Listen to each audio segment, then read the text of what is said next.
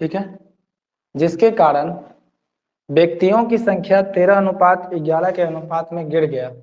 तो पहले 7 रुपए था टिकट का दाम, अब 9 हो गया।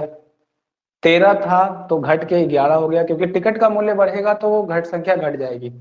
तो राजस्व कितना, राजस्व जो प्राप्त होगा वो पहले कितना होगा, तो 13 सत्ते 91 हो जाएगा, यानी 13 गुना 7। अब बाद में कितना हो गया, तो 99 राजस्व हो गया। ठीक है, तो अब क्वेश्चन में क्या बोला कि यदि वृद्धि से पहले राजस्व इतना दिया हुआ था, तो 91 यूनिट का वैल्यू जो है ऐसा है कि 91 यूनिट का जो वैल्यू है 22750 है। तो 91 से अगर आप भाग लगाएंगे 227 और 5 जीरो में, तो 91 दुना लग जाएगा, 3 से लगाइए 3, नहीं 2 बार में 2, 9 दुना 18, तो 91 दुना 182 आ जाएगा। 7 में से 2 गया तो 5, 12 में से 8 गया 4, ये कट जाएगा तो फिर बचेगा 55, और 5 बार में कट जाएगा ये, तो 91 और एक जीरो आएगा। इसका मतलब कि ये 250 बार में 1 यूनिट का मान कंप्लीटली चला आएगा। तो आपसे पूछा क्या गया है, देख लीजिए, व्यक्तियों की संख्या अगर इतनी हो, ठीक है, व्यक्तियों की संख्या अगर इतनी हो तो नया दैनिक राजस्व क्या है, तो नया तो दैनिक राजस्व 99 है। कितना वृद्धि हुआ, तो 9 यूनिट वृद्धि होता, 225, तो 9 25 नमा हो जाएगा 99 है ना, 25 से गुना करना है, तो 99 में अगर आप 25 से गुना कर देते हैं तो इस तरह का आएगा 247 आ जाएगा, और अप्रॉक्स 247500 ठीक आंसर है इसका। चलिए सही था, आगे बढ़ते हैं, नेक्स्ट आ जाते हैं अगले क्वेश्चन पर। लिखिए,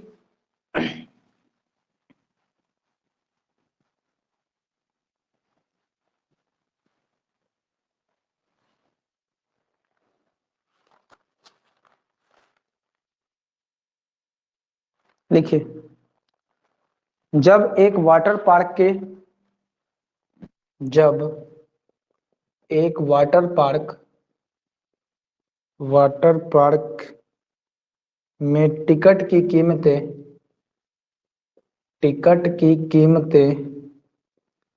11:12 के अनुपात में बढ़ाई गई, तो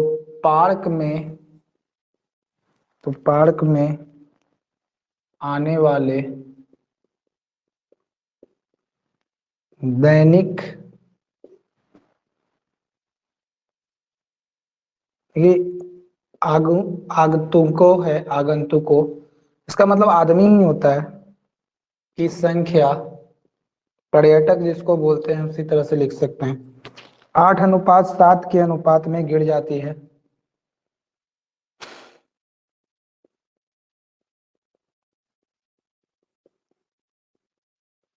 गिर जाती है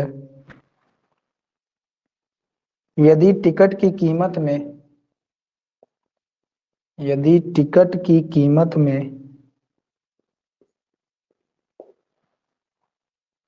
वृद्धि करने से पहले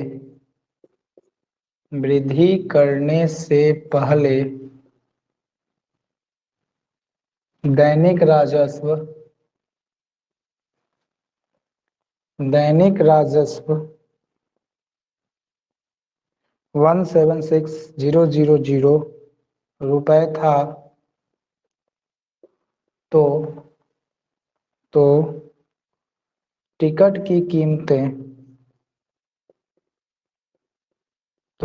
की कीमत में वृद्धि करने के बाद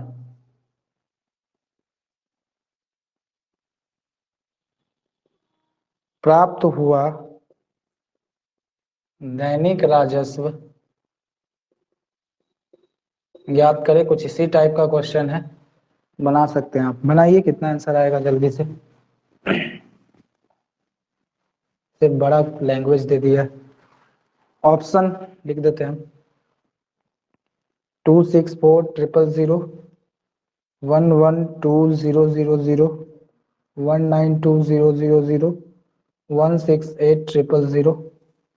देखिए क्या, जल्दी से बनाइए।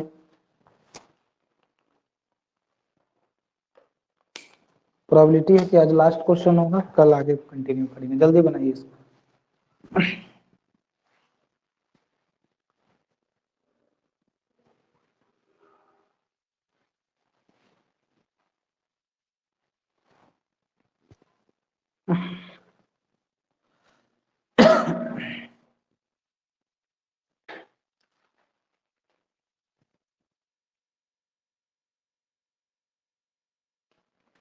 अगर रेशियो कटेगा तो नीचे काट लीजिएगा, अगर नहीं कटेगा तो ठीक है। जैसे 24 और 30 आएगा तो कटेगा, काट लेना।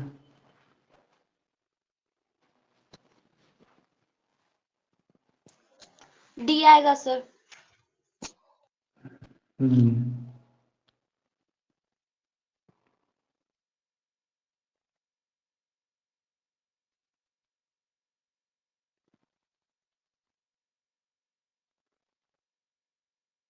हम लोग बात क्या कर रहे थे कि वातानुकूलित स्लीपर का मतलब हो गया कि एसी स्लीपर को कोच को, मतलब कि ट्रेन में अगर आप एसी में जाते हैं उसी को वातानुकूलित स्लीपर बोलते हैं। स्लीपर मतलब होता है कि वहां आप सो भी सकते हैं। उसके बाद बोला साधारण शयनयान श्रेणी। देखिए एक बात इंग्लिश में अगर याद करना चाहेंगे तो आप याद कर लीजिए, स्लीपर, स्लीपर का मतलब ही शयनयान होता है।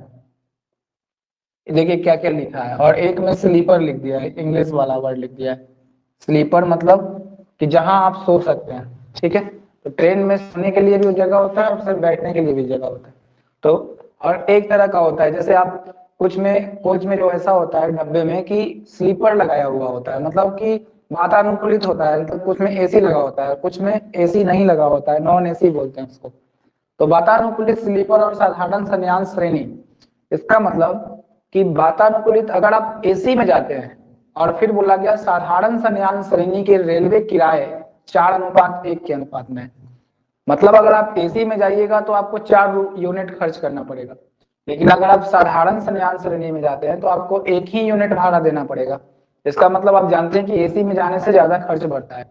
तो किराया दिया हुआ है वहां, आगे लिखा हुआ है कि वातानुकूलित शयनयान और साधारण शयनयान के श्रेणी के यात्रियों की संख्या 3:25 है। इसका मतलब संख्या भी दे दिया हमारे पास कि अगर वातानुकूलित में 3 यूनिट लोग चल रहे हैं तो शयनयान श्रेणी में ज्यादा लोग चल रहे हैं 25, क्योंकि उसका किराया कम है। यदि कुल संग्रह 74,000 रुपए था, यानी कि जो एसी में जा रहे थे लोग और नॉन एसी में जा रहे थे, उनका पूरा का पूरा कलेक्शन जो हो गया पैसे का, एयर कंडीशनर स्लीपर के यात्रियों को भुगतान किया गया है। मतलब यात्रियों ने कितना किराया भुगतान किया है, बस इतना सा बात आपसे। तो देखिए कैसे बनाएंगे इस क्वेश्चन को, पहले समझते हैं कि किराया पहले दिया हुआ है और मूल्य कल ही वाला क्वेश्चन है, लेकिन यहाँ पर टोटल दे दिया है। जैसे पहले बोला गया कि वातानुकूलित स्लीपर को हम एसी लिखते हैं, तो एक को लिख लीजिए एसी, और एक स्लीपर है शयनयान, साधारण शयनयान है, तो उसको लिख लीजिए नॉन एसी लिख सकते हैं आप, जो कि एसी नहीं है, ठीक है। तो एक एसी है एक नॉन एसी है, मतलब कि एक डब्बे में एसी लगा हुआ है। अब क्या बोला गया कि किराया, किराया का मतलब समझ रहे हैं, मूल्य की तरह काम करता है। तो किराया मतलब मूल्य, ठीक है, कल पढ़े थे, किराया का मतलब होता है मूल्य। तो क्या बोला गया कि वातानुकूलित स्लीपर यानी एसी और साधारण शयनयान श्रेणी के रेलवे किराए में 4:1 का अनुपात है। इसका मतलब कि एसी का किराया अगर 4 है तो नॉन एसी का जो किराया है वो कितना दिया हुआ है, तो वो 1 यूनिट दिया हुआ है, यानी 4:1 के अनुपात में दिया हुआ है। वीडियो नहीं आ रहा है।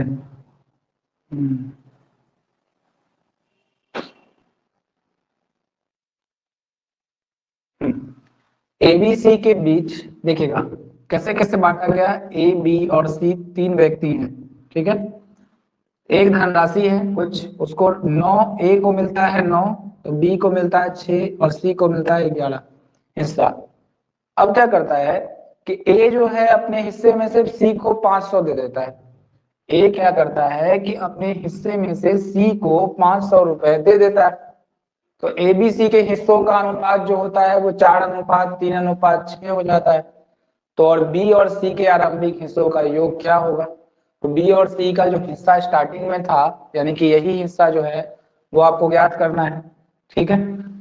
तो एक काम करते हैं, पहले हम इसको मान लेते हैं कि ए का हिस्सा जो था वो 9x था, बी का हिस्सा जो था वो 6x था, सी का हिस्सा जो था वो 11x हो गया, ऐसा ही हो गया होगा इतना में। अब क्या करता है, ए और सी का रिलेशन जब दिखा रहा है तो आप क्या कीजिए कि ए और सी के रिलेशन पे चले जाइए कि 9x और फिर क्या आएगा 11x, तो 9 ए और सी के हिस्सों, ए अपने हिस्से का 500 सी को दे देता है, तो ए क्या करता है, ध्यान से सुनिएगा, ए क्या करता है 500 अपना सी को देता है, तो ए का 500 घट जाएगा तो सी का 500 बढ़ जाएगा। अगर ए सी को 500 दे दिया जाएगा तो ए का जो होगा 500 क्या हो जाएगा, कम हो जाएगा, मतलब कि 9x रुपए था ए के पास और सी के पास था 11x रुपए। क्वेश्चन बोल रहा है तो 9x में से 500 घटा देंगे तो क्योंकि ए सी को 500 रुपए दे रहा है तो 500 इसके में से घट जाएगा और यही 500 इसमें जाके ऐड हो जाएगा। तो अनुपात जो है हमारे पास वो कितना हो जा रहा है, ए और सी का यहाँ अनुपात, यहाँ ए का 4 और सी का बन रहा है 6, तो इसको 4/6 लिख सकते हैं, तो हो जाएगा 2/3। ठीक है, यहाँ से क्रॉस कीजिएगा तो x का मान निकलेगा, जैसे अगर आप इसको गुना कीजिएगा तो 9 तिया बन जाएगा 27x, माइनस 5 तिया 1500, क्रॉस में गुना कर रहे हैं, देखिए कैसे गुना कर रहे हैं, तो 3 इंटू 9x माइनस 500 में गुना होगा और यहाँ 2 इंटू 11x प्लस 500 में गुना होगा। जब गुना करेंगे तो 9 तिया 27x माइनस 5 तिया 1500 बराबर 11 दूना 22x चला जाएगा और 2 पचे 10 यानी 1000। क्रॉस कर लीजिए, इसको इधर लेके चले आइए, तो 22 में से 27x में से आप 22x घटाइएगा तो इधर 1000 होगा और ये प्लस में 1500 चला जाएगा, ऐसा सिचुएशन आएगा यहाँ। ठीक है, अब ऐसा बात आएगा तो आप क्या जानते हैं कि 22 में से इतना घटाइएगा तो प्लस में 5x आएगा क्योंकि प्लस वाला बड़ा है और ये दोनों जुड़ जाएगा, 15 और 10 2500 हो जाएगा। जब आप काटिएगा इसको 5 से तो 5 पचे 25, तो x का मान आ जाएगा 500। x का मान आपको फाइनली 500 निकल गया, तो आपसे पूछा क्या है कि b और c के आरंभिक हिस्सों का योग कितना था, तो बताइए b और c के आरंभिक हिस्सा, तो b का हिस्सा 6 था, c का हिस्सा 11 था, उनका योग पूछा है तो 11 और 6 17, 17 और x लगा लेंगे, x का मान है 15, तो 17 गुने 500 यानी कि 8500 इसका आंसर आएगा, 17 पचे 85, डी ऑप्शन क्लिक करेगा। लेकिन यहाँ पर क्या है कि ये वाला जो क्वेश्चन है वो थोड़ा सा टफ मायने में चला गया, एक बार इसको लिखिए, समझ में आया बता दीजिए फिर आगे बढ़ेंगे, इसका शॉर्ट वाला मेथड बताते हैं। बताइए ये बात समझ में आया, जल्दी से, लेट नहीं कीजिए।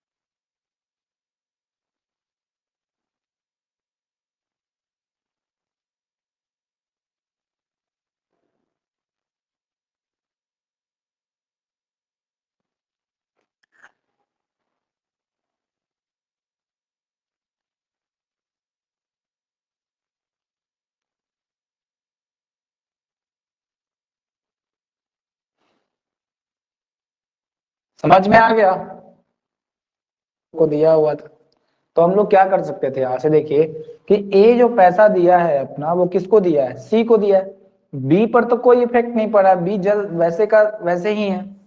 तो अब जानिए कि बी को जब कोई इफेक्ट नहीं पड़ा तो बी को यहाँ 6 राशि मिल रहा था तो यहाँ भी 6 ही मिला होगा, लेकिन यहाँ 3 कैसे होगा। तब हम लोग क्या करते हैं कि ऐसी स्थिति में हम जो चीज जिसको कुछ नहीं मिला होता है हम उसको बराबर करने का कोशिश करते हैं, और जब आप बराबर करने जाएंगे तो ध्यान से सुनिएगा, इसमें 2 से गुना कर देंगे तो 3 दूना 6 और 6 बराबर हो गया। लेकिन जब इसमें 2 से गुना करेंगे तो आपको सब में जितना यहाँ से गुना करना होगा सब में कर, इसमें भी 2 से गुना और इसमें भी 2 से गुना करना होगा, ये चीज आपको याद रखना है। तो हम क्या बोल रहे हैं कि 9 से ये 8 हो गया, अब इस वाले मैटर से नहीं चलना है, अब ये खत्म हो गया बात। और यहाँ पर जो हो गया ये 3 दूना 6 ही हो गया और ये 6 दूना 12 हो गया। अब आप गौर से देखिए, ये बस बराबर कर लिए, बस गौर से देखिए कितना आसान हो गया क्वेश्चन। अब कि जैसे 9 से 8 यूनिट हो गया 500 रुपए देने के बाद, उसी तरह 11 से 12 बढ़ गया 500 यूनिट लेने के बाद। इसका मतलब कि इससे तो कोई मतलब है नहीं बी से, हमको मतलब है इन दोनों से। तो इसका मतलब कि 1 यूनिट ये घटा है तो 1 यूनिट बढ़ा है, इसका मतलब कि 1 यूनिट का मान ही 500 है, क्योंकि डिफरेंस दोनों जगह सेम है। ये कल भी बताए थे हम आपको बात कि अगर डिफरेंस सेम है तो 1 यूनिट का मान 500 है। तो बोला कि बी और सी के आरंभिक हिस्सों का योग क्या है, तो आरंभिक का मतलब स्टार्टिंग वाला बी और सी का हिस्सा 11 6 17 यूनिट है, और 1 यूनिट का मान 500 है, तो 17 पचे हो जाएगा 8500। बताइए उस वाले मेथड से ये ज्यादा आसान आपको लगा होगा। ठीक है, बताइए ठीक है कि नहीं है, क्वेश्चन समझ में आया ये वाला?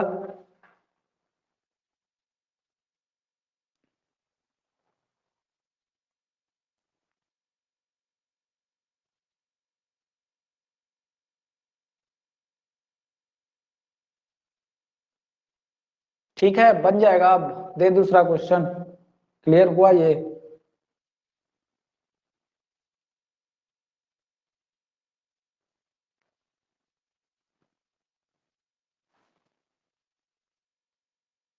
वीडियो नहीं आ रहा आपका, नेट लगता है कि गड़बड़ है तब। नेट चेक चेक कीजिए उसको ठीक से। हाँ सब ठीक है लगभग, आप ही के नेट में गड़बड़ी है। चलिए अब देखिए आगे।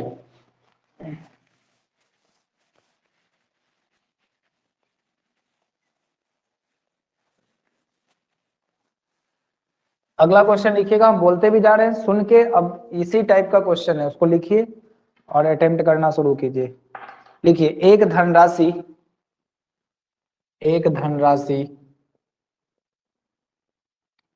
A B C, A B और सी के बीच 5:6:7 के अनुपात में बांटी जाती है। यदि ए अपने हिस्से से यदि ए अपने हिस्से से यदि ए अपने हिस्से से 300 रुपए सी को दे देता है, तो ए बी और सी के हिस्सों का अनुपात 2:3:4 हो जाता है, तो बी तथा सी के आरंभिक हिस्सों का योग क्या है? ऑप्शन लिखिए। 1300 है, ये वाला मेथड अप्लाई कीजिए, दूसरा वाला मेथड आप घर पे इस्तेमाल कीजिएगा। ठीक है, 3900 और डी 5200। बनाइए, कैसे बनाइएगा इसको जल्दी से।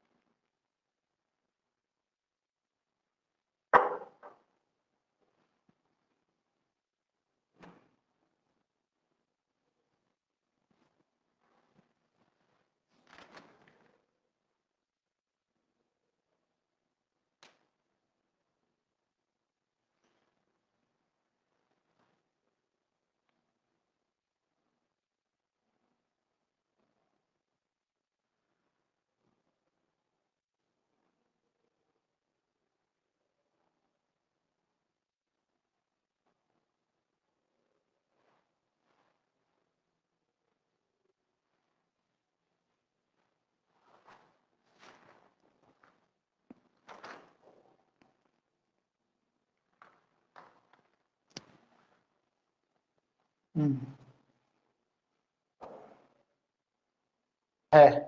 ठीक है, बोला गया कि x को a b c के बीच इस प्रकार विभाजित किया जाता है कि a और b के हिस्सों का अनुपात जो है वो 6:7 दिया, और बोला गया कि b और c के हिस्सों का अनुपात वो 3:2 है।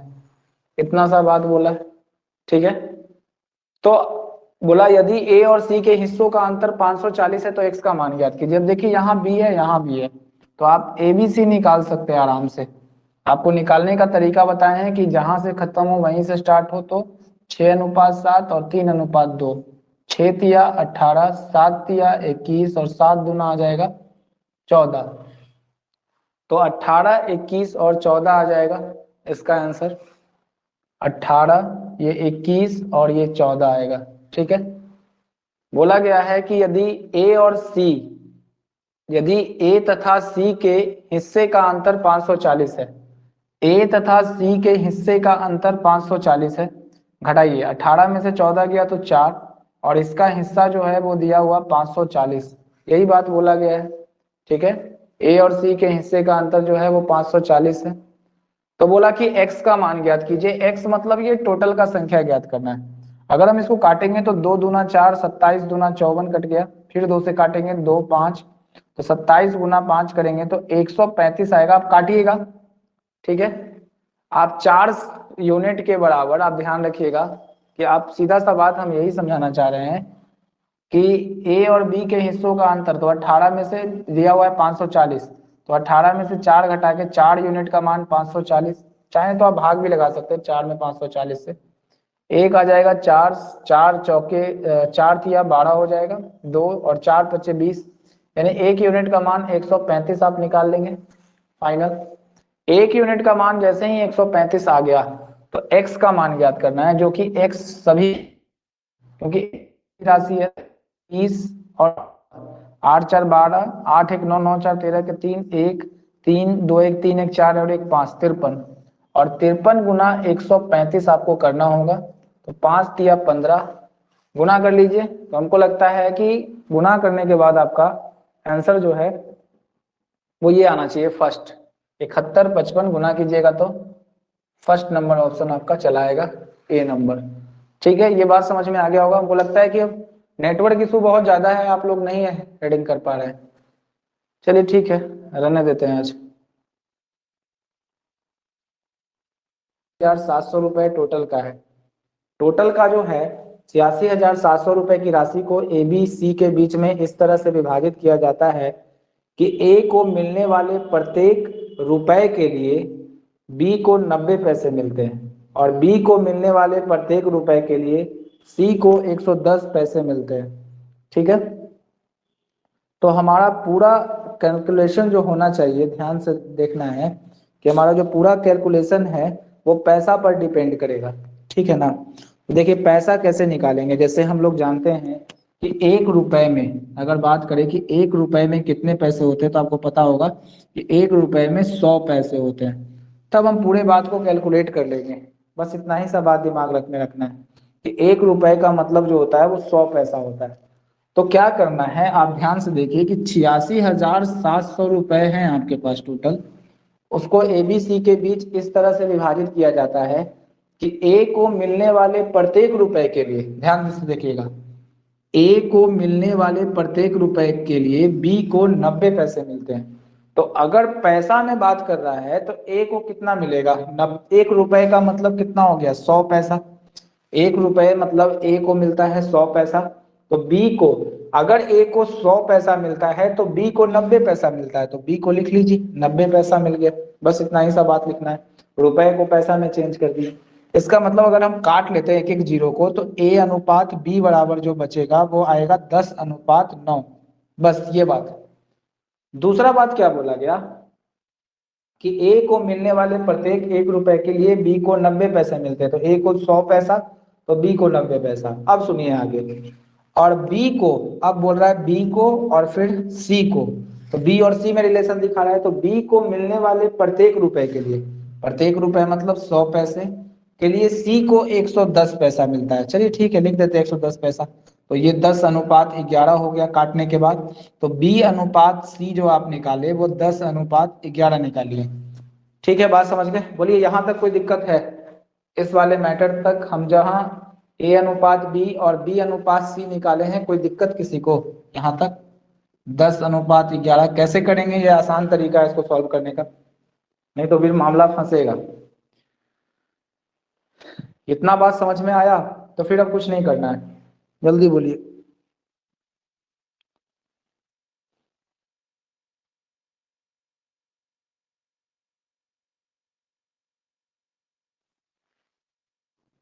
देखिए क्या क्वेश्चन है, फिर से हम इसको मिटाते हैं।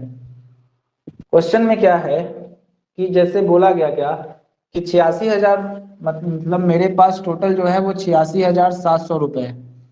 टोटल 86,700 रुपए है और ये तीनों के बीच में ए बी सी के बीच में बांटना है।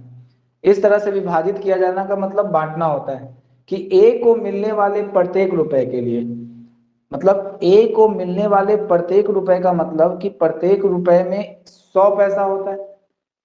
अगर ए को 1 रुपए मिलता है तो इसका मतलब बी को 90 पैसा मिलता है, ये कहने का मतलब है। तो अगर ए को 1 रुपए मिलता है तो बी को 90 पैसे मिलता है। आप जानते हैं कि 1 रुपए में 100 पैसा होता है, उसको रख लीजिए अगर नहीं याद है तब। तो अगर 1 रुपए में 100 पैसा होता है तो ए को तो 1 रुपए मिल रहा है, इसका मतलब कि 100 पैसा मिल रहा है ए को। तब बी को कितना मिल रहा है? 90 पैसा मिल रहा है। बस यही बात करना था। आगे देखिए क्या बोला गया, बी को मिलने वाले प्रत्येक रुपए के लिए सी को 110 पैसे मिलते हैं, यानी कि 1 रुपए से थोड़ा सा ज्यादा मिल जाता है। बी को मिलने वाले प्रत्येक रुपए के लिए, प्रत्येक यानी बी को अब कितना मिल रहा है? प्रत्येक रुपए यानी बी को अब 100 पैसा मिल रहा है। तब ए को सी को कितना मिल जा रहा है? 110 पैसा। बताइए इतना बात समझ में आया कि अभी भी दिक्कत है? तो फिर समझाएंगे दूसरा मेथड से। थोड़ा सा प्रॉब्लम है तो फिर समझाएंगे, अगर दिक्कत नहीं है तो बताइए जल्दी।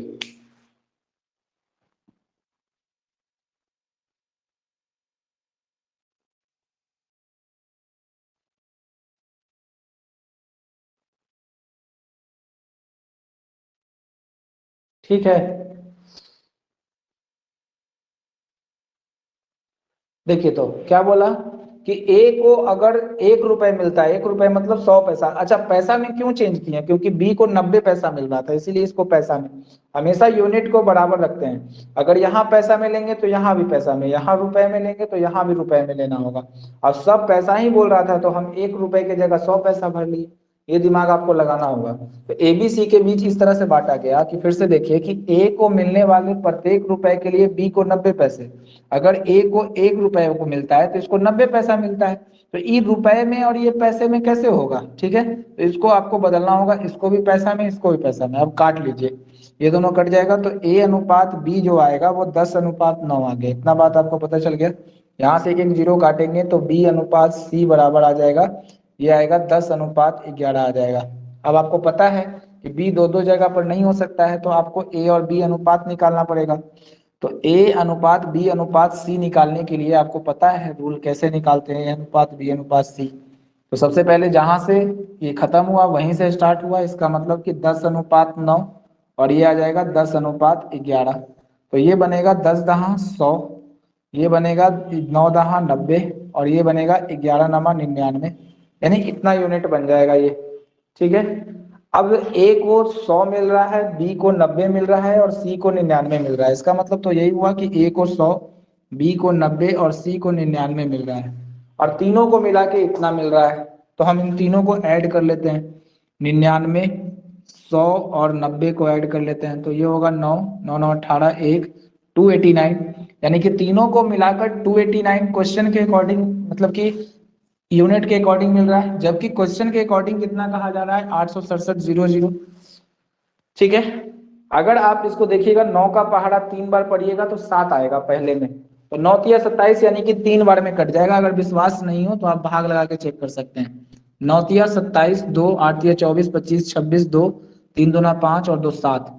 ठीक है, नहीं 7, ये 8 हो जाएगा। ठीक है, 3 दूना 6 और 2 8 होगा।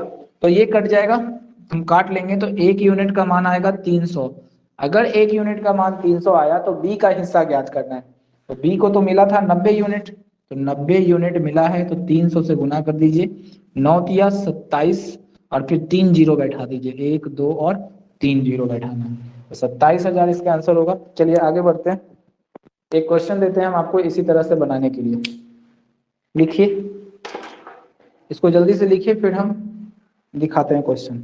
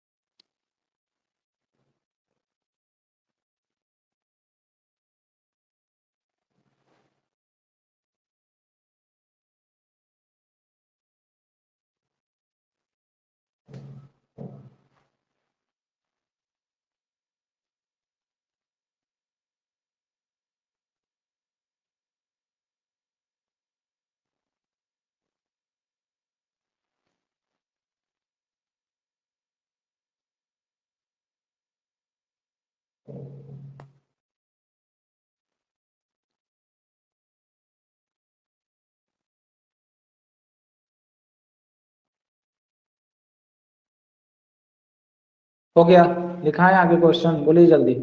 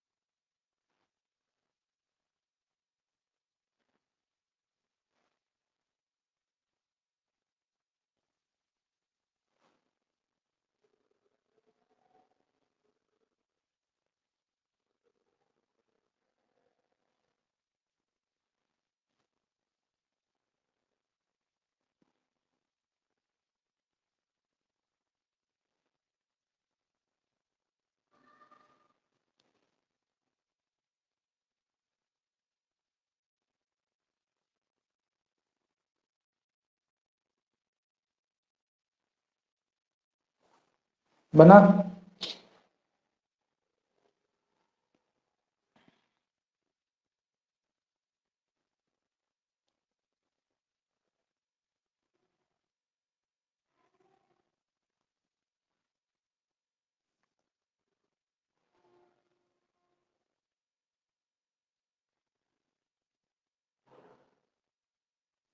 चलिए एक बार देख लीजिए जल्दी से, ठीक है। क्वेश्चन क्या है कि ए बी सी और डी के हिस्सों का अनुपात जो दिया हुआ है ना।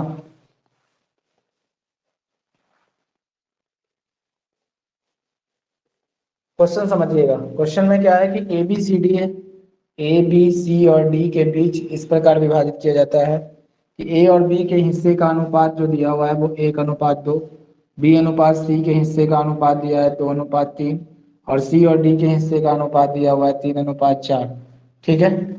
तो अब इसको 2 और 2 लिख सकते हैं, इसको 3 1, ये 3 हो जाएगा, ये 3 हो जाएगा, 3 3 दूना 6 दूना 12, 3 तिया 9 दूना 18 और 4 तिया 12 दूना 24।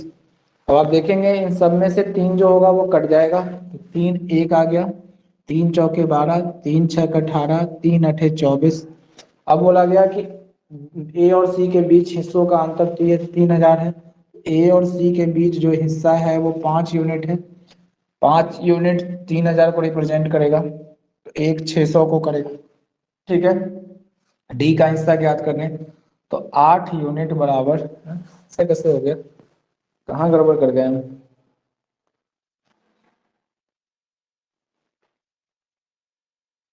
1:2, 2:3 और 3:4 हो गया है ना।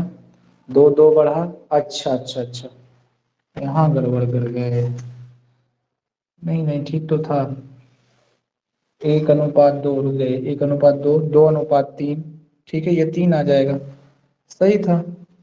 और 3:4 पीछे बढ़ेगा, 3, 2×4 = 12, 2×3 = 6, 18, 2 या 6×4 = 24, 3, 3×4 = 12, 3×6 = 18, 3×8 = 24, ठीक है।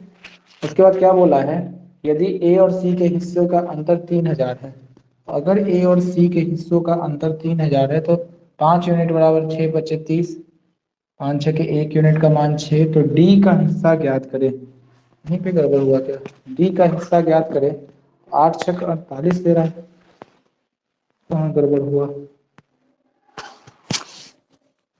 1 मिनट 1 मिनट, यहाँ गड़बड़ कर गए, ये 2 होना चाहिए था, ठीक है। तो ये 3×2 = 6 आ जाता, तो आता 3×2 = 6, फिर काटते तो ये कटता 1 2 3 और 4 बार में, तब 1 से 3 जाता तो 2 होता, और 2 यूनिट का मान आता कितना, 3000, 2 यूनिट का मान 3000, तो 1 यूनिट का मान 1500, तो 15, और निकालना होता 4, तो 15×4 = 60, तो 1500 को 4 से गुना करते तो 6000 इसका आंसर आता है ए, ठीक है ना, यहीं पे गड़बड़ किया हुआ था। चलिए तब 2 होगा, मतलब ए ही होगा इसका आंसर, सही है, ठीक है, इसका आंसर 6 ही होगा, हाँ ठीक है 2 होगा वहाँ, क्योंकि वहाँ 2 छूटा हुआ था।